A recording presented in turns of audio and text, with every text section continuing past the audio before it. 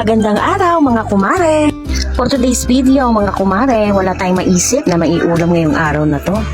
So ito yung naisipan kong maiulam. At dahil na rin mamayang hapon pa ang ating sweldo, maging praktikan muna tayo ngayon mga kumare, at sa panahon ngayon mahirap na ang buhay.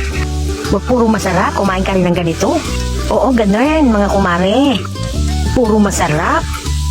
Chos, pero mamaya ang yara naman ng nguya dahil bagong sahod. At ayun na nga mga kumare, ginisa ko na yung kamatis. Huwag niyo nang itanong kung anong luto yan dahil kahit ako hindi ko alam. Basta naisip ko lang yan, ganon. O siya, sige, para manahimik kayo, papangalanan natin yung ulam na yan. Yan ay tortang kamatis, ha? O alam nga naman ginisa, wala namang bawang at sibuyas, di ba?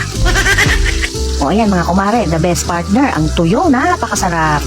Sige lang, kumain ka lang ng pampakate, tuyo, itlog, mamaya, kalkal.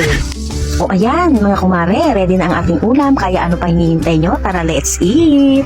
O paano? Bye! Ingat! Thank you for watching!